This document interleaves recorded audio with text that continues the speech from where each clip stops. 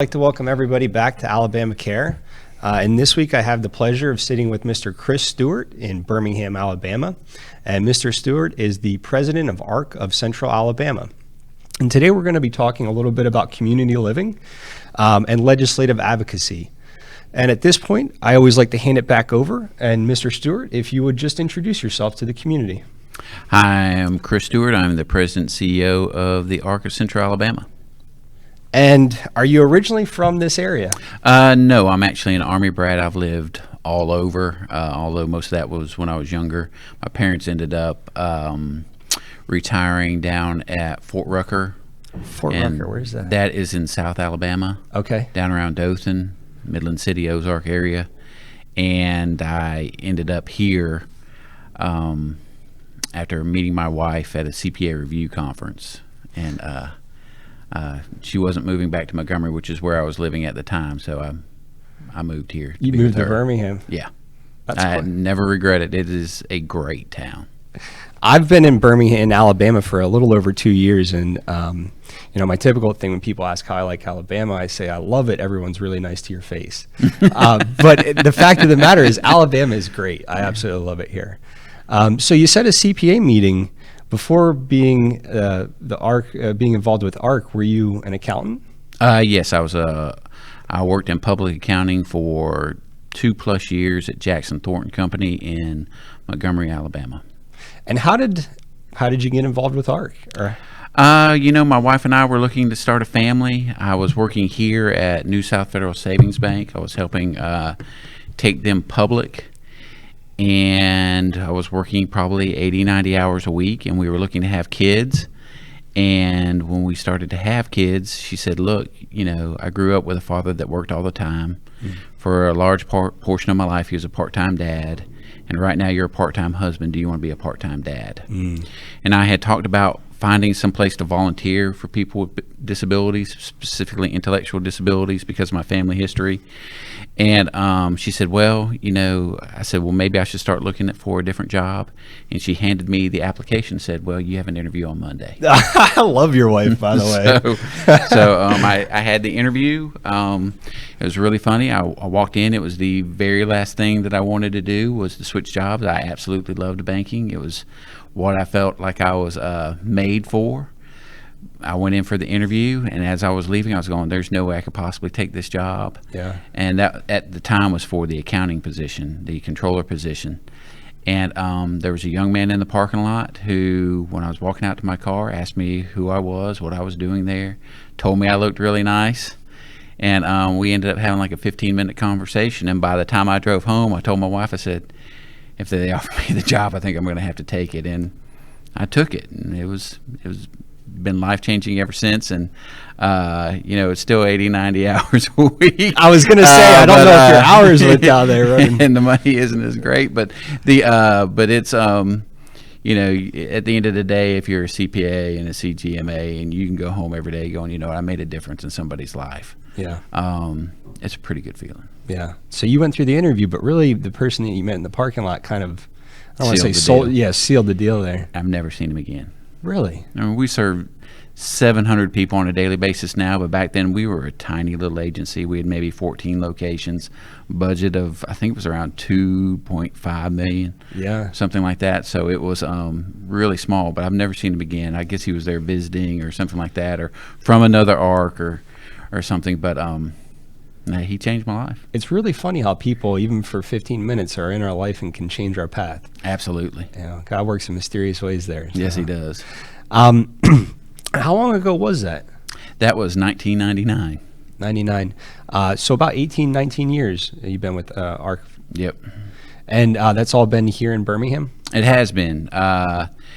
Yes, it absolutely has been. We weren't in this location. We've actually just came here in the last 4 or 5 years. But you guys have, I gotta call it a campus. This is a great area and building you guys have here. It is absolutely great. I just can't wait to get everybody out of it. Yeah, are you guys moving? No. With the home and community-based settings rule and everything, we're really working on pushing people out into the community as much as we possibly can. And I can't wait for the day. Hopefully it'll come where I'm walking down the halls and there's nobody here. Yeah, you hear like a pin drop or something. Everybody's Exactly. in their own homes or, sharing living spaces, stuff like Yeah, that. out in the community, going doing the things that we all take for granted. Very nice. And so you said, or if you could give us a little bit of history of ARC, maybe nationwide, and then also here in Alabama. Well, the ARC nationwide is the largest advocacy network for people with intellectual and developmental disabilities in the United States. We are in absolutely every state except maybe Nevada. And we have a number of chapters throughout the state. We're a membership organization. So anybody can become a member of the ARC, no matter where you are. Our ARC currently has between 13 and 1,500 members. So there's a chance to get involved, volunteer, and anything at just about every ARC out there. And I heard a story, but I wasn't sure. Was it founded by a group of families that got together and really wanted a different option for their loved ones? Absolutely. Especially the ARC of Central Alabama. Back then, we were the something for retarded children or something like that. Can't remember. It's on a picture out front. And we say families, but if you look at the pictures we have out front, it's all ladies. It was we were founded by a great group of women, especially our first CEO, which was Alice Pigman. Really went through and created this entire organization. We started out in a basement of a church downtown, and look where we are today. Yeah, from a basement in a church downtown to 900 people, you said. Yeah. Oh, well, we serve about 700 every day. That is quite a climb there. Almost, if it was a public company, you'd be going public in that type of, I've done public. No, thank you. I much prefer this space. So you kind of mentioned that you're looking forward for the day when there's really nobody here kind of moving out into the community. And that comes from the home and community-based services. What's that all about there? Several years ago, the Center for Medicaid Services, CMS, basically put out a rule that's called the Home and Community-Based Settings Rule. And when it was first put out, most people don't realize this, when it was first put out, what CMS basically said is, hey, if you're not in an institutional setting or an ICF, you're considered community. And a very brave group of advocates, people that have been stuck in situations that they did not like, in systems that they did not like, basically started going to CMS and saying, no, that is not in the community. No, that is not in the community. And let's face it, they're correct. Yeah. With the rules and everything that are out there for most services and that sort of stuff, the biggest thing that we were trying to do was keep everybody healthy and safe. Well, yeah. And by doing that, what we've done is in the community, we've created little mini institutions. And it is not only a problem in this state, it's a problem in most states. What we looked at is like, how can we keep people happy? How can we keep them safe and keep them in an environment that'll do that? Well, you can wrap anybody in bubble wrap and they're going to be safe, but what kind of life are they going to have? Yeah. And so many of these advocates that had been out there in these type settings were like, look, I've been stuck in a workshop for 20 years. I'd really rather have a job at McDonald's. I'd really rather have a job at Walmart and that sort of stuff. But I've been stuck here because this is as far as the system will let me go. Yeah. And so I really think the home and community-based settings rule is great. Each state has to do a statewide transition plan. So far, 44 of them have been approved. 44. Ours is not. So we're one of the last states waiting to get approval on our plan. I didn't know ours hadn't been approved. Well, we spun our wheels for about 2 or 3 years there. And then we've gotten a new associate commissioner called Terry Lynn Pezent, and a new commissioner, Lynn Bashir. And they really put the pedal to the metal. We have made more progress probably in the last 6 months towards being compliant with the rule and towards having a statewide transition plan than we did in the previous 3 years. I kind of want to take a step back, and it's not, you mentioned that when the institutions were being shut down, it's not like what came out of that being kind of mini institutions was a bad thing, but there just wasn't a steady net there. Like if you're shutting down the institutions, then what do you expect us to do? We still have to make sure people are healthy, that they're getting their medications, and that would be like an immediate thing that I see being set up. But you're saying for the last 20 years, not much progress has been made there. And so CMS is saying, look, we understand that we shut down the large institutions. What came out of that is maybe some smaller type of facilities where we make sure everybody's safe, but we're going to move forward through the next step, maybe a little bit later than they should have. And say we want these individuals to be living a full life. And go ahead. And really, we haven't shut down. The state of Alabama is way ahead. We have shut down all of our institutions, but there are very few states that don't have institutions still remaining. Yeah. What CMS basically said is we have this community funding that is out there, and if you are going to be under this funding, you have to be doing it in the community. And what has happened is that in our state in particular, when we started bringing people out of the institutions and putting them out into the community, what we basically did is we took the rules that were for ICS, which are intermediate care facilities, and then basically used these same exact rules and painted them over the home and community-based settings and just said, hey, we're going to do this, but we're going to do this with these rules. And that's not a terrible thing. What they did was there was nothing else out there.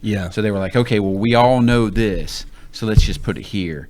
But now that we're pushing forward, we're getting into a situation where there are barriers to being integrated in the community that are there because of the rules that have been set forth when these things first started happening. What are some of those barriers that you see? Well, some of the barriers are, just to give you a very small example, you don't want people's homes to be look like institutions and that sort of stuff. Well, some of the barriers in them say, I don't know if you have a roommate. I've had roommates throughout college and that sort of thing, is that, hey, if somebody needs to take Tylenol, well, some of the rules are that if you have 3 people living in that house, and everybody has to have their own individual bottle of Tylenol. Really? Yeah. See, that doesn't meet my roommates in college. Like, exactly, nobody does that. Yeah, that sort of thing, and so just little things like that are out there that are basically institutional in nature, were thought of and done with the best intentions, but really hold people back from being able to be in the community. Now, as we go through this, as Alabama goes through this transition, ARC is the largest provider in the state of Alabama. The ARC of Central Alabama, yes, is the largest provider in the state. And when you say provider, is that group homes, community homes? It is. Well, we have people in our residential programs, and our day programs, and our work programs, and early intervention. So we serve about 700 people a day. Okay. We have different residential settings depending on an individual skill level and their resources. So we have people that all they need, they've come completely through our program. They're completely off of the waiver, and they are living independently out in the community, and we have somebody that goes and checks on them occasionally. Maybe they have trouble bouncing their checkbook or something like that, so that person goes in and helps them bounce their checkbook or something like that. And you have other people that need help buying bus passes or something like that to get to their jobs and that sort of stuff.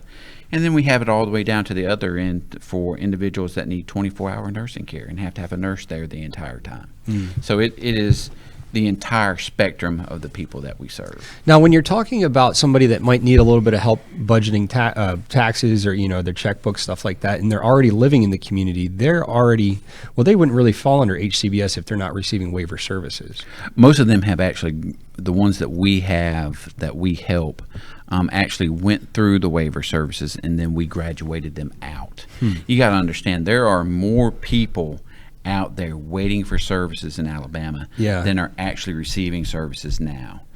Our waiting list typically is, we're what CMS considers a crisis state, which means basically if you're going to get services, you must be in a state of crisis to receive services most times. Now, again, with our new commissioner, new associate commissioner, new funds coming in from the governor, that sort of stuff, we hope to have that changing here in the next year or two, where we are actually looking at starting a new waiver that can get to people earlier. We've kind of fallen into a trap where we were just like, well, we're not really going to put a lot of money towards these services, but then when somebody finally gets into a crisis state, it's the most expensive services you can possibly have. Yeah. Whereas if you get somebody earlier and you help them out earlier, then they are more likely to get a job, more likely to be better in the community and those sorts of things. So it's one of those where right now we're probably going to have to spend a little more, Yeah. but hopefully in the future we'll be able to bring that back down and save it because we're starting to get to people earlier. So when I say some of these things, know that change is afoot. Change is coming.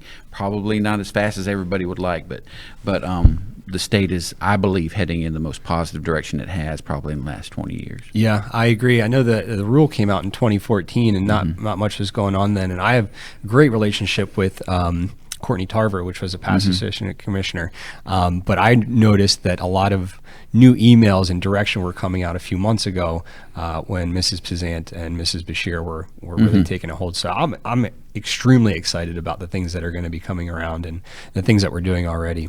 They're both true believers. Yeah. They want to get it done, and that's great to see, especially because, I mean, you see Commissioner Bashir, not saying anything about past commissioners, that sort of stuff, but Commissioner Bashir is a true believer, and typically you don't get that from a lot of political appointees, and she's just been really amazing. And Mrs. Pizant has had numerous years working with ARC, so she knows what's going on. Yeah, she actually was she and I kind of followed the same path, is that she was an accountant for the ARC of Clark County for a while.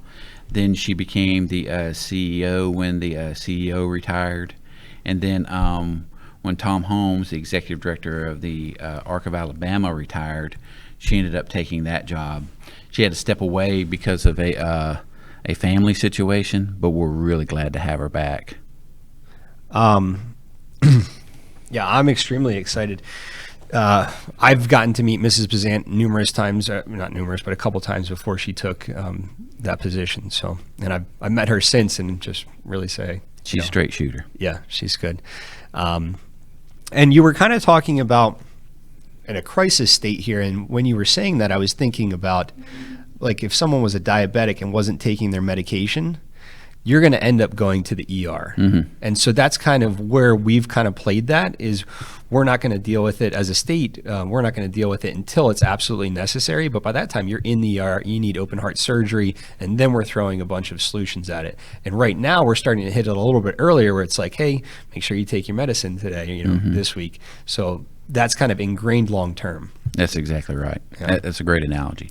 And from my personal experience, I have a little bit better understanding with somebody that needs 24-hour care in my family, and I don't have as much experience with somebody that might just need a little help balancing their checkbook. For somebody like my family member, where they do need 24-hour care, are they currently being served in what you would call like a mini institution in a community home? Well, we try not to. No. Basically what they are is most times they're just group homes where you got 3 people that are living together. We try not to put any more than 3 together in a home. And we try our best to match and attach people and get them to know each other and say, hey, do you want to live with Bob, or do you want to live with John, and that sort of stuff. I will tell you, it doesn't happen as often as I would like. Sometimes you just have people that have to live together because that is what their money actually pays for. A lot of people think that these services that are applied for through the waiver actually pay for all of these things. Well, it doesn't pay for furniture for the home, doesn't pay for food for the home, doesn't pay for power, doesn't pay for rent, doesn't pay for the clothes on the individual's back or anything else like that. It basically pays for the hourly staff that are there. That is it. The rest of that is all done through the charities, which is us, and the providers in general are in charge of getting all those things. I guess I'm still a little unclear of how a community home like that how would that be out of the loop with HCBS regulations moving forward? What you have is that a person needs to be able to, unless they're on some sort of dietary restriction, or if they're on some sort of other restriction, they need to be able to have free reign at their house. They're the ones paying the rent. It is their house. Yeah. In years past, you would have people that would say, okay, you can't go in this room. This room's for staff only, that sort of thing. I see. I get them. That's not correct. Yeah. You have people that would say, okay, the kitchen's closed. Well, in your house, is the kitchen ever closed? I open the fridge probably 3 times a night. Right. And I wish mine was closed sometimes. I mean, you know what I'm saying? But, I might be a little thinner, but, those sorts of things that are out there, people being able to have friends come and go as they please, whenever they want. You have places that just go, no, you can't have anybody over this weekend. You can't have whatever.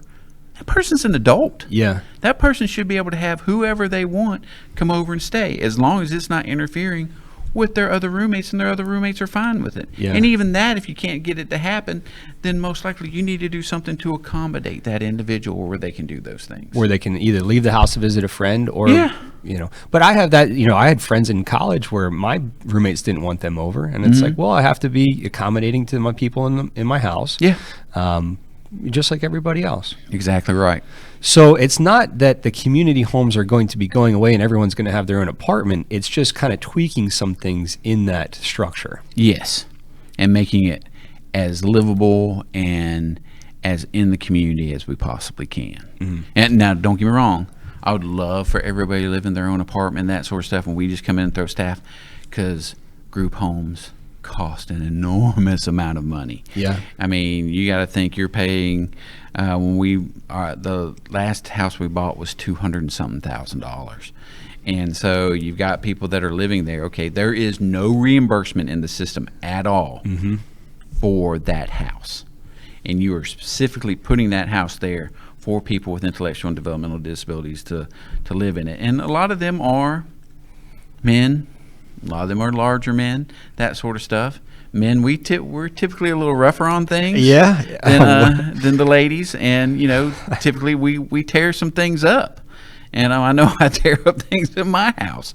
So, so then those things have to be repaired. There is no reimbursement in the system for that. Mm-hmm. There is none. A lot of these individuals, when they come to us, they've been put in a situation either by families or somehow through the DHR system to where their Social Security benefits have been tapered down, or these sorts of things where we have people that are maybe only getting SSDI of $25 a month because their monies have been mismanaged in the past. Yeah. So it's an interesting dichotomy of things that you have to deal with, and you have other people that have money and just say, hey, I want to go to Disney World, I want to do whatever. Okay, well, we'll get you staff and we'll send you. Yeah.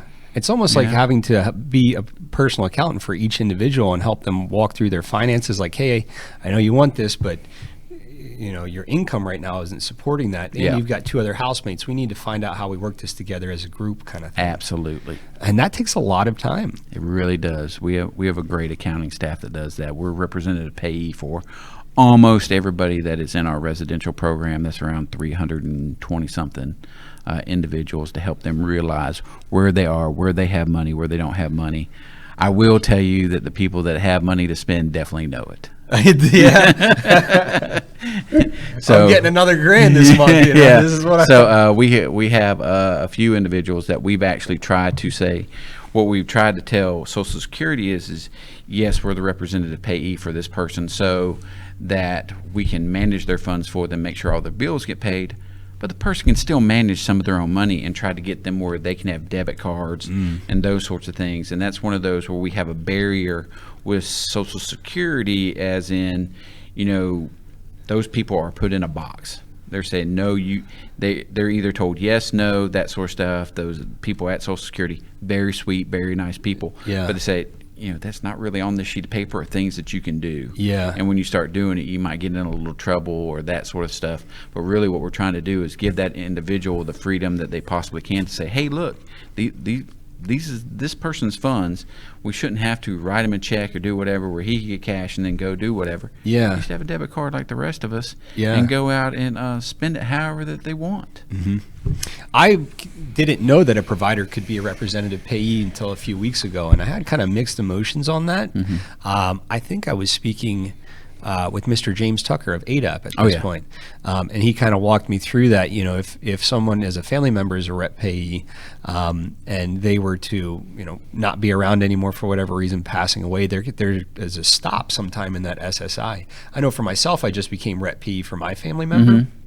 There was like 3 months there where SSI didn't come through. Yeah. And you have to go down and go through these different steps. And It's a long process. it is, and I understand that ADAP is kind of got a new grant program that they're going to be helping out with some of that rep payee training and what have you. And doing some of the auditing and that sort of stuff to make sure everybody's staying in line. Yeah. Which I think is absolutely great. I think it's awesome. I also think it's awesome that ARC is really saying, yes, we are the rep payee for these people, but part of that is helping them understand what the finances are, because we don't want to do that long term. We want them to have their own debit card. Absolutely. And That's what we want. it's kind of taking a little bit of weight off your shoulder, but most importantly, empowering that person. And that's not only that, because we do it for free. Yeah. I mean, we're like, hey, we're a charity, whatever. But Social Security allows for rep payees to charge for that. And but we just never have. We're like, look, we're doing this as a service to our members. And everybody that comes here is a member. I mean, at the end of the day, those 700 people that we serve on a daily basis, this is their organization. Yeah. I work for them. If they don't want me here, they want somebody else, that sort of stuff. And there may be a few days when I had to say no. Those sorts of things, then it's their organization. They should have the right to do it. That's one of those situations where the regulations that are done federally have not reached a point where it helps a person as much as it should. It's still in a situation where we've got all the safeguards, but we don't see the need for safeguards plus. And so I've actually been asked to be on a long-term strategic planning committee for the National ARC, and that's one of the things I hope to bring up with them is, hey, this is something that we should be looking at to where we can help Social Security where they understand that. I feel like sometimes there are great people, and they make these regulations or these laws, but they just don't understand how that comes about in an everyday life for a person. And there's a little disconnect there. It is hard to make some of these rules from a cubicle. And so that's where you and ARC can really come in and help be a voice for the community and say, hey, we understand that you guys put these solutions out and you had a great heart behind it, but this is how it's actually playing out on a day-to-day basis. This is what the individuals are saying. And you've done a lot of advocacy work here in Alabama and at the DC level, the national level.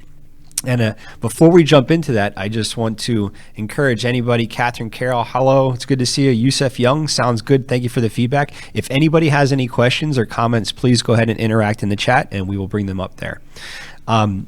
So you've done a lot of legislative work here in Alabama and nationally. What is legislative advocacy?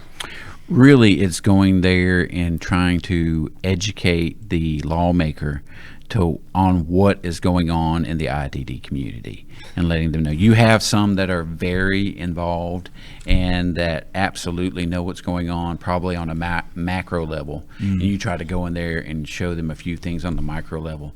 We have people at every stage in Alabama of either federal legislator all the way down to state legislator, that legislators that work with us and are very great at talking to us and really call us a few times going, hey, how is this going to affect you? That sort of stuff. Or who actually come through and just say, hey, look, I want to be involved. How can I be involved? Yeah. Now, is that majority of the legislators, or? I will say on a federal level, it's probably all but one are very involved, reach out to us, that sort of stuff, and really care about what's going on in the IDD community. So it's not like you're going to DC and saying, meeting with people that have no connection or no interest in the disability community. Most people you're talking with up there are very interested and know the importance of supporting this community. They just don't have all the information. That is correct. And they rely on us some for information. Look, anybody that's out there and looking at things, I mean, they want to know. They want to know what's affecting their constituents. And if you get the opportunity to go to DC and just go in and make an appointment and go see them, hit them with one or two quick things going, hey, here's something you might want to look at. If you get a chance to look at it, give me a call if you have any questions, that sort of stuff. We'd really like you to vote yes on this, those sorts of things. Like I said, they are very quick to help, and they reach back and say, hey, look, thanks for helping us on that. One small thing that happened with that a few years ago when the ABLE Act actually came about. We went to DC when it was about to be voted on, And I don't think that there was a single Alabama legislator, Republican or Democrat, that had actually signed up to be in favor of the bill. We met with every single one of them, and I think every one of them voted yes. Really? So, and it was just simply because they hadn't heard about it. Yeah. I mean, it is so busy there. I mean, so busy that if you can't break through the noise and just give them one quick little thing going, hey, here's something that'll really help and that sort of stuff, if you can get there, most of them are just like, thank you. Yeah. Now, because, I mean, how many bills are they getting? How many things are they getting? I mean, they have staff. There is no way that one of those legislators could sit down there and read everything that is coming through that office. That would be all that they do. Yeah. I mean, you have some ones that really do a lot, and we have quite a few that are on very high committees and are committee chairs and that sort of stuff. And the fact that they're able to get through all of it is just amazing. I wanted to ask, what if somebody in the community, anybody sees this video, if they wanted to do like a legislative advocacy, either the state capitol or the national capitol, what does a day in the life look like? So do you reach out to that legislator through an email, a phone call, say, hey, do you have time? When I go to DC, I typically, about a month out, I will email them or call them and try to set up meetings, 15, 30 minutes with each one of them. And what I try to do is make it to where they're all the ones that are in the same building. Yeah. And so, because it is very confusing up there. And then, you basically go up there, you go through security and all that. And depending on what's going up there, sometimes security is really lax. Sometimes it's really tight. I've seen more than my fair share of AR-15s on policemen walking through the halls there. And I have a lot of metal in me from from a few surgeries that I've had. So you're kind of going off when you walk in. They turn their head like, yeah, oh, what's exactly going on? What's wrong with this guy? So, but you go in.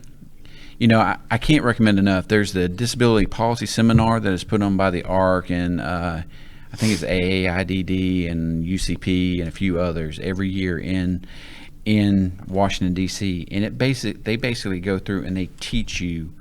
They have a thing for new advocates every year, and you basically go through the entire process, and it teaches you what they're looking for, what they're going to hold on to when you go through, and it's really a great introduction. And then after you go more than a couple times, or you're having email conversations or phone conversations, they get to know you. Yeah. Even when you're up there and you might have something that you want done, but they actually disagree with. Most of them will tell you that, hey, I really don't agree with that, and here's why, and that sort of stuff. And you can agree to disagree. That Yeah, sort of it's stuff. okay to have it. Yeah. Just, you know what? These guys are working so hard for us. The worst thing you could do is probably alienate them or something like that. The best thing to do is just say, hey, thanks. I really appreciate your time, and I hope your opinion changes on this. But if it doesn't, all right, maybe you could help me on another issue at another time. Yeah, don't burn that bridge. Absolutely. Yeah. So, and in the legislature here, it's a little harder because they're in there for such a short amount of time. Yeah. It's actually probably easier to get them when they're out of session versus in session. So like 2 months ago? Yeah, that's exactly right. So I actually was there yesterday, and I had another meeting. I was actually meeting with Terry Pezent at one point, and then I was going into the legislature. I was in there, and I'm in there all the time. So the security guards, a lot of times, some of them I think actually think I'm a legislator. They just wave you through. Yeah, but I was going through, and before I even signed in, one of the security guards said, "Hey, look, everybody's in caucus. Yeah. You're not going to see anybody unless you're here. They know you're coming or whatever." And most of the times, you try to get through to make an appointment and that sort of thing. Yeah. But they're so busy, and a lot of them get moved around because there's so many new this year. Yeah. And so when the older people leave and a bigger office opens up, They hop into that. people one. hop into that, and then their voicemail isn't set up or something like that. So you try to shoot them an email going, "Hey, I'm gonna try to drop by at this time." So sometimes it's really just luck of the draw whether you get them or not. So you'll reach out in an email, make the phone call and say, hey, I'm 15, 30 minutes is all I need. But you'll actually go, even if they don't respond, and just kind of knock on a door, say, hey, just to give you a heads up. Absolutely. And I tell some of my staff that I take as well, that sometimes you just want to be seen. That they know that there's somebody there who this is what they're there for, and they care, and that not that you're watching them, but you're seeing how they're acting towards it. Yeah. And it's a total different thing to see somebody say something and you're not there, and then you see it on the news, but when you're there and you see them say it, you can see the affect on their face change. Yeah, there's a lot of communication that's not on paper there. That's exactly right. Yeah, and I imagine if they're going to support a bill or support additional funding for the community, they want to see that someone's going to make sure that that goes to good use. It's not just throwing it at this letter that they want to support. That's exactly right. Now, when it comes to advocacy there, do you think like someone that had a disability would make a big impression? Yes. We actually tried to, a few years ago, Courtney Tarver, who you mentioned earlier, try to get this done to where we had people with disabilities actually being pages, or actually working. That's a great idea. It didn't end up going anywhere, but I absolutely thought it was a great idea. That'd be an awesome idea. So, but you have a lot of legislators down there who have family members with an intellectual or developmental disability that know, and for the most part, we've done an outstanding job probably over the last 5 years of educating legislators so they know what the issues are and that sort of stuff. And it looks like so far this year it's really paying off. I wish there was kind of a camp where all the legislators had to go before they took office, where they would just come through, like that thing you said in D.C., if you want to be an advocate, you go through this training. Well, the thing about it is and most people, don't see this, but they all have other jobs. Yeah. They're part-time legislators. I mean, and they do not get paid enough. I don't care what they get paid; they do not get paid enough. I've seen people get yelled at in the hallway, or trying to move around, or trying to respectfully disagree with somebody, or something like that. And it's just there is no amount of money that these legislators could get paid enough. I don't know much about politics, but I imagine you're not going to please everybody, and those that aren't happy have the right to express their voice, but sometimes can be very sharp. That's exactly right. And you have the very seasoned legislators, and the honest ones are the ones that aren't trying to please everybody. They're telling you, look, this is where we are. Now, they can be polished. You have some that are not polished, even on a federal level. But you have polished ones that are just like, look, I don't agree with you here, and here's why. Maybe you need to educate yourself more on this position. What you're saying is, not exactly right, and those sorts of things. But, there's just a way to do it. And then, really, when you think about it, civil discord has really taken a huge backseat in this society right now, and it's kind of sad. You just can't have a discussion with people as to, hey, I agree this, and I think this, and a lot of words get thrown. That's exactly right, which is no need. So for the things that are going on now, what is something maybe in the last 5 years that you've seen being advocated by the community that's really taken a hold and kind of come back down to the constituents? As far as maybe like a new bill that, and kind of the other side of that is what are we really advocating for now? Right now, what we're looking for is because Alabama is 51st in funding in the nation. Most people don't know that. On a per capita basis, we are dead last, and we're not even 50th; we're 51st. But we have a pretty good reimbursement rate. We have the worst reimbursement rate in the nation. Well, we are dead last. Our ratio, though, is pretty good, isn't it? Our ratio is 1 to 15 in this state. I thought it was for every dollar we spent, we got $2.35. That's the FMAP. The FMAP, our FMAP is probably the highest. I don't know of anybody who's actually higher, and honestly, I haven't really looked. But you're saying the state doesn't put the money behind that? Well, the state puts as much as it can. We are a poor state. Let's just say, but we are. If you look in the State of the States, I don't know if you've ever heard of this publication. It's done every other year. The federal government actually pays for it, and I think it's done through the University of Minnesota, I think, who actually puts it out there. We have been consistently rated ranked 51st in spending per capita for reimbursement for people with intellectual and developmental disabilities. I did not know that. So how do we raise that? Well, basically, you put more money towards it. Yeah. And right now, when you're looking at, say, a direct support professional or DSP, the reimbursement for that, when you put in health care and you put in taxes, is actually $1 below minimum wage. Really?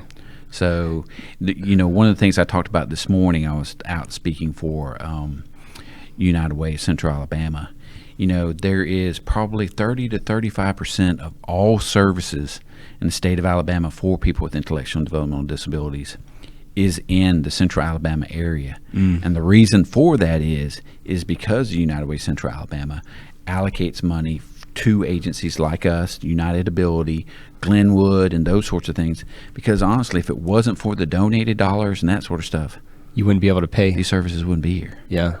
I mean, they just wouldn't. I mean, when you're being reimbursed $1 below minimum wage, and you can go to McDonald's and get absolutely, you can get 12. Yeah. Yeah. I mean, you don't get any benefits, and you may only get 20 hours a week, but you're getting $12, $15 an hour. And I have to say, from my perspective, my family member has caregivers, and you call them direct support specialists there, or professional DSPs. DSPs. They are the most important part of that care, because I am not a caregiver. I don't have those skills. I don't have patience like that, and it takes the right person with the right skills to do that. And I think they're the most important part in that operation for us. There is no doubt, even for an operation of our size. That's one of the things that I always talk about is that, our economies of scale here at the Arc of Central Alabama are huge. We have an administrative cost. The average administrative cost for an agency that does direct services is typically around 12 to 15%. That's because of all the things that have to go on with your administration, HR, and all of that. So here at the Arc of Central Alabama, our administrative costs are less than 5%. How'd you guys do that? Well, what happened was we were not always this size. And in a perfect world, we may not actually be this size. But the simple fact of the matter is that the money available for these services is not only shrinking in Alabama, because as the economy grows and that sort of stuff, a dollar buys less absolutely every single year. But it's also shrinking all over the United States. The money is just not coming in the way that it used to. So what you have to do is you have to figure out what's the most important, what's going on. And what we've done here is that most of our staff, especially our administrative staff, have been here for 20 plus years. And we were here when this organization was 12 itty bitty locations and serving maybe 100 people. Yeah. And so, but since then, I think it's in the last 10 years, there have been 7 agencies that have either given up a part of their programming or given up programming altogether that have ended up coming here, and we've been able to consolidate here. Gotcha. And those 5 people at top are still here, but we just got a little added to us every now and then. If you put, what is it they say, you put, a boulder in a person's backpack at the very beginning, it's going to kill them. Yeah. And they're not going to do it. But if every day you just put another little pebble in there or something like that, eventually you don't realize, how much weight you're actually carrying. And it's one of the things I've told my board several times, like, look, you have people like a Mike Mitchell and you have people like a Nancy Cook that have been here for 20 plus years, that when they leave, it's probably going to take 2 to 3 people to actually take their place and do what they are doing. And they're very dedicated. I mean, I cannot tell you how many times I've gotten a text message from our COO, Mike Mitchell, at 4 o'clock in the morning, because we're both insomniacs. Yeah. or you get a phone call at 8 o'clock. I mean, in this profession, if you're doing it right, you're always doing it. Yeah, it's like a way of life. You don't shut it off. There is no day off. Yeah. There is no anything. So my family and I are actually looking to go out of the country for a vacation this year, and that's one of the things my wife said. She goes, we need to go somewhere where that cell phone doesn't work. No cell phone reception. Or whatever. So because typically we close here around 4 or 5 o'clock every day, and I go home. I eat dinner with the family, I do all that, and then around 7 or 8 o'clock, I pick up my iPad, and I pick up my phone, and I start making phone calls or returning an email and that sort of stuff. And then I'm typically here by 6:30 every morning, because it's the only time I can get anything done, because the day program and all that probably doesn't open till 7 most days. And what we try to do is open the day program so that people that work can actually get here, drop off whoever they have, and then they can get to work. And we typically are open past 5, so they can work till 5 and then come pick up their loved one and go from there. Yeah, that's very nice for the family. Be accommodating like that. And especially because the state of Alabama, and our waiver contracts only pays for 5 hours of service. So 3 hours of that is completely unfunded. Yeah. I know that's a big thing that's coming through right now is raising that caregiver wage. Mm-hmm. And because you can have a great person with a great job, but if they can't take care of their own means, it's not going to work out for them long term. And I think we see that here in the community as kind of a burnout rate. And let's look at it. What are we actually asking these DSPs to do? These are people with, most of them have a high school education or greater. Mm-hmm. Actually, all of them have a high school education or greater. We're asking them to give meds. We're asking them to follow some medical charts and things that have to be followed with the individual. We're asking them to follow a behavior plan if somebody has behavior, that sort of stuff, and do all these other things. Then make sure that the person is getting out doing whatever that they want to do, mm-hmm. and all these other things. And the state of Alabama is reimbursing us for them $6.25 an hour. Yeah. It's asking a lot, and on top of all those things, making sure that it's a good relationship with that exactly individual. Right. You have some people that come here that it is their mission, mm-hmm. and you can see it in their eyes, and they do a great job. But also, you have some people that come here that just need a job and need some health insurance and that sort of stuff, and don't buy in, and typically wash out. Yeah. After 6 or 8 months. Yeah. So it's you have an interesting collection of individuals, and you try to make it as fun for the employee as it should be for the individual. This should be fun. Yeah. There are going to be it's human services. Things are going to happen.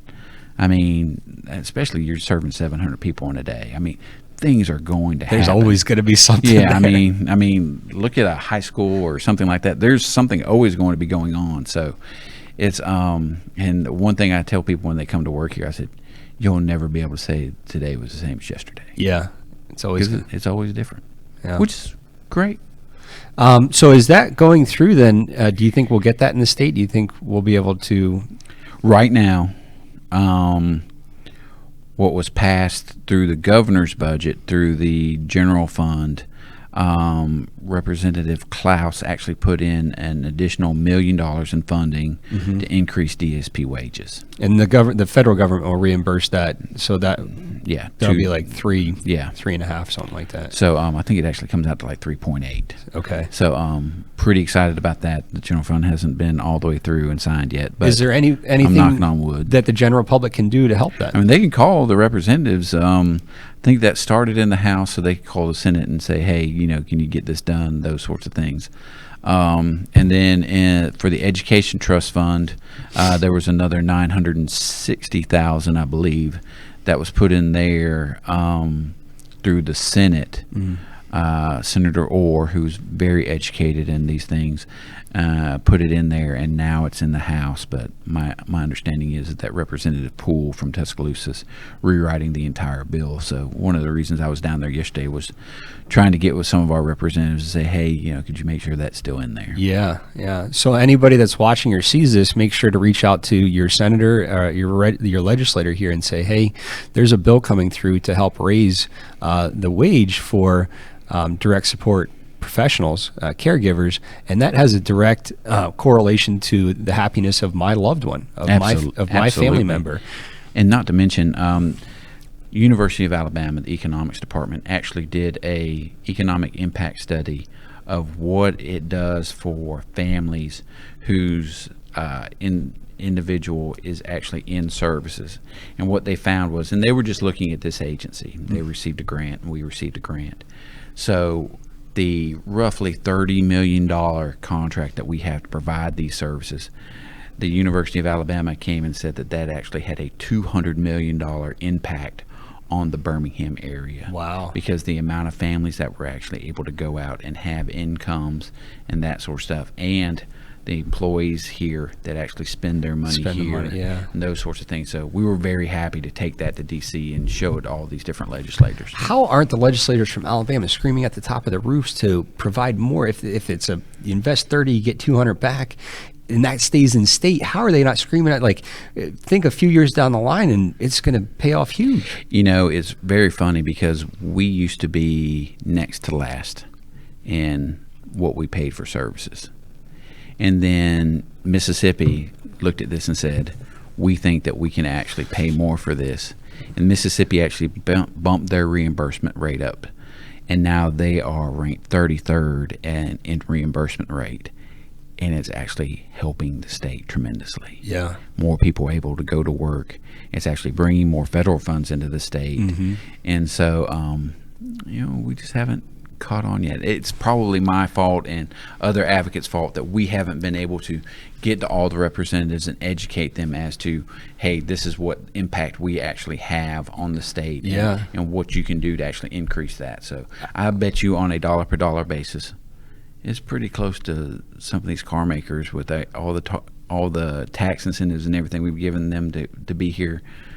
I bet this is bringing in about the same amount of money. Yeah. If not more. That would be a great, that I'd like to read that research article that you talked about from the University of Alabama. Yeah, it's actually a bound economic impact study, so I'll be glad to give you a copy before you leave. Yeah, that would be great. I mean, I just slapped that on the desk of everybody. Like, look, we're comparable to these other industries, and if you want the money to stay in Alabama, this is the right way to do it. Absolutely. Yeah.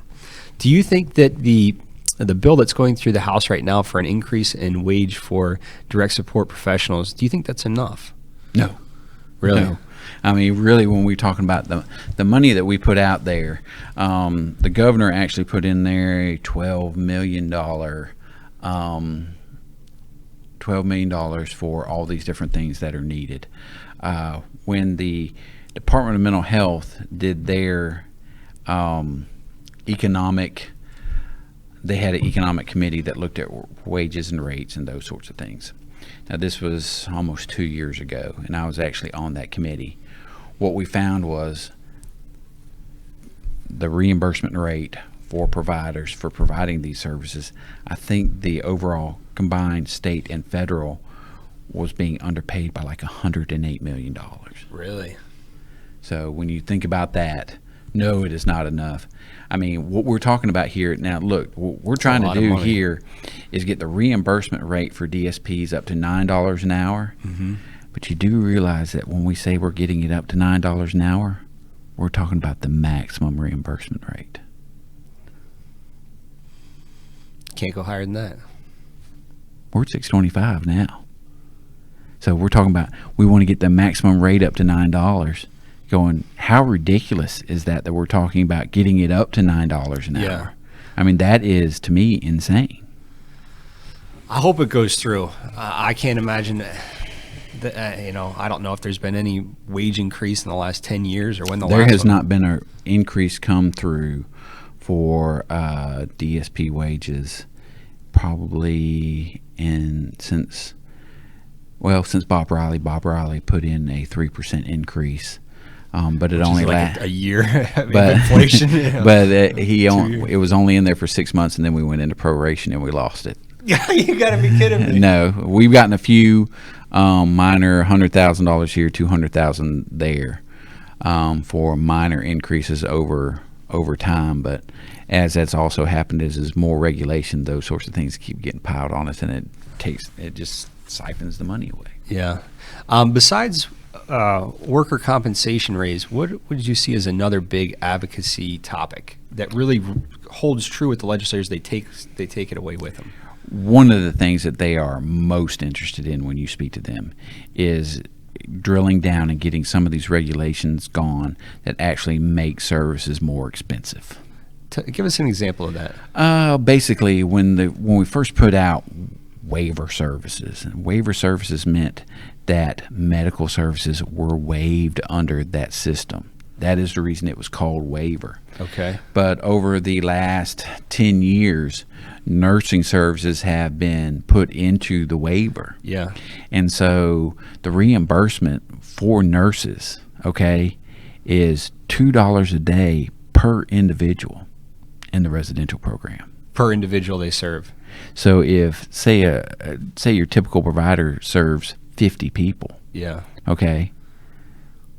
got $100 a day for a nurse to serve 50 people. 50 people at a 24-hour shift. Yeah. Where are you going to find that? And the procedure code for nurses that's actually in the waiver that is in there for a nurse to do a procedure is like on a 30-minute thing. You get paid for the nurse to give a shot over a 30-minute time period, which is fine if you can find a nurse that you can pay to come for 30 minutes. Yeah, it's not, you have to do a full-time nurse. And Exactly. Yeah. And if you're an agency our size, you got to have several. Mm-hmm. So, and because we are a non-reject provider, we get a lot of individuals here that have large medical needs and have these things. But if we weren't here, they would have nowhere else to go. So if that's how it currently is, and you feel like that's restricting the ultimate care of the individual, how would we go about changing that specific example? It's really hard because when you look at it, you have two different sets, or really three different sets of agencies on a state level, all pointing the finger saying it's not me, it's them. Yeah. So you have the Department of Mental Health pointing the finger at the nursing board saying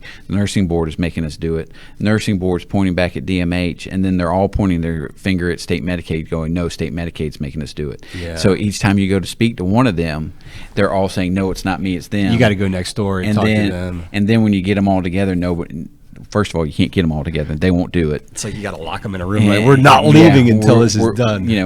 And so you go in there and you look at it, and it's just driving the expense up. Now, I understand with the nursing board and that sort of stuff, they're trying to protect nurses. Yeah. Nurses have an extremely hard job as well, and there is a huge shortage of them. Mm-hmm. And it's driving up the price for nurses, which is great because they don't get paid enough either. I agree. But some of these, it just shouldn't be. It's like it's in there. Overkill. That's exactly right. You know what it is? It's institutional, Mm. which is what we're trying to get away from. I like how you brought that back around. Yeah. It's exactly what it is. It's institutional. It's kind of like if you guys want this and this is the right way to go, we need to put the mirror in front of us and say we can't be institutional as That's well. exactly right. Yeah. Okay.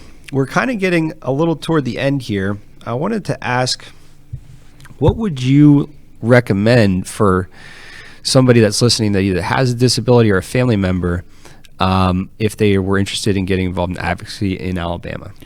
Really, everything that you need is at your kitchen table. How do you mean? You got a pen, you got a piece of paper, you got stamps, that sort of thing. You'll have people that come out all the time, especially when you start first getting involved in advocacy.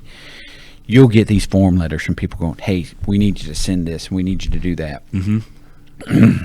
And I fell for that for a very long time. Yeah. Probably a year and a half. And I was very lucky that, I forget his name, a young man from Senator Shelby's office is just like going, why are you sending me this form letter? That sort of stuff. I mean, we really became close pretty quick. I'm pretty much what you see is what you get. Either you really, really like me or you really, really don't. There's normally not anybody in the middle. And he goes, we get all these letters all the time. He goes, why don't you write it like you write me in emails? Yeah. Or when we talk and that sort of stuff. He goes, that is going to catch somebody's attention. So really just, even if you just put it in a very short note, hey, this is John. I'm really worried that my direct support professional does not make enough money. Because of this individual. My parents are both able to work and pay taxes in this state. Could you please see if you couldn't do something to help them raise that minimum wage right now in this education trust fund and the general fund budget? There are amounts in there for rates to increase rates, which haven't been raised basically since the 90s, early 2000s. Could you please do something with that? Thank you. I like the way you put that because I feel like a lot of people want to do that and they'll sit down at the kitchen table and they'll have that piece of paper and the pen and they don't know where to go from there or they'll get stuck. And you're saying is just be authentic. Yes. Tell your story that only you can. There's no right or wrong answer there, but it does matter that you write it and you send it. Yeah, and short. It's one thing that one of my board members told me a very long time ago. With letters and speaking, other than this format here, the thing people appreciate most is brevity. Get to the point and get on with it. Yeah. And so that I think that goes a long way, and it is something that everybody should think of when they're doing that. Because I will tell you that when they were looking to cut the food stamp subsidies and that sort of stuff. I know it's not food stamps now, but snaps and that sort of stuff. One of the people in the legislative office said he got so many letters that they were cramming them under the door to the point that they couldn't get out. They couldn't get out of their door. Yeah. And that affects a lot of people. A lot of people depend on SNAP to be able to eat, and especially a lot of people with disabilities. It is a huge thing. And what they always say is, no, this is not going to affect people with disabilities. But you also have to look at how they are measuring that disability. Are they looking at what it says medically, or are they looking at, hey, income level? Hey, this person is actually out making this much money and that sort of stuff. We're going to cut off their subsidy for that. And sometimes how they measure it has a huge difference. And again, you're looking at somebody in a cubicle in DC that is writing that regulation or doing whatever. Most people don't understand the legislators pass the law. Yeah. The regulators write how it's done. There's a big step there. Yes. There's a huge step. And so if you find a regulation that you don't like or something like that, that's when you go through your legislators and go, hey, look, this regulation, what you passed in the law or whatever, I might agree with or not agree with. Yeah. But it's not being implemented the way you wanted it to. Yeah, this regulation is making it look like this. Yeah. And whatever. And most of them will respond to that going, I did not realize that. Thank you for bringing it to my attention. And, there's always two sides of it. But a lot of times, let's face it, it's the regulators that are putting everything together. Yeah. The legislators really are transitory figures. Transitory. I don't have a good understanding of that. You mean they're very... That means they're here today, gone tomorrow. Even ones that have been there forever, they're here today, gone tomorrow. Yeah. The regulator is there forever. I almost feel like the regulators should be appointed as well. Have a term limit as well. Well, the thing about it is I used to believe in term limits. I used to think nobody should be there more than 2 terms. Nobody should be able to, be there for life and all the other stuff until I started going. And if you had like 1 or 2 term limits, by the time the person would realize what's going on, they'd be getting out. They'd be limited out. Yeah. They wouldn't be able to be back. Their learning curve is a term at least. Yeah. So, you look at some of our representatives, Adder Holt and them that have been there forever, they know things that a new person coming in would have no idea about. It would just get put back and forth every few terms. That's exactly nothing right. would happen. Nothing. Right now, nothing really gets done anyway. Yeah, we'll leave that to be. Even less would get done, or less with knowledge would get done. So, but for somebody there that's looking to get involved in advocacy, what I really took from that is, even from your SNAP example, you're saying they were thinking about cutting some of the SNAP. That made an immediate impact on a lot of people's lives, and they had a lot of jamming those letters on the door had a lot of power and weight with it. And even if you don't see such an immediate thing where it's like, hey, if I don't get this SNAP, I can't eat, just because things aren't that bad doesn't mean that's acceptable. That's exactly right. And so even if it's not, I'm not going to eat kind of a thing, you need to advocate for a great life. And this is the thing that most people don't understand. The legislators want to hear from you. Personal stories. They want to hear what's going on, that sort of stuff. It always amazes me is, yes, they are busy when you're there and that sort of stuff, but how many of them will stop down, even Richard Shelby will stop down and talk to you in the hallway. Richard Shelby is grabbing me by the thing going, hey, what do you think about, da-da-da-da-da. He didn't know me from Adam. Yeah. He may have recognized my face because I've been there so many times. But, he really wanted to know, those sorts of things, and different legislators and that. So they really want to hear from us because a lot of times, they get up there in that bubble of the Beltway. Yeah. And I could see where it would be very easy to lose contact with your constituents back here. Even the way that the calendar is set up to where they're able to be back more now than they were in the past. Yeah. So if you're not happy with something that's going on or you want it to be a little bit better, write that story or reach out to that legislator. And then have a friend do it too. And then, knock on the neighbor's door and say, hey, I'm doing this. Let's do it together. Yeah. As we kind of conclude here, I was wondering if there are any events or programs that are coming up that you would like to highlight. The State Disability Conference, which is done by the Arc of Alabama, is actually going to be in Birmingham this year.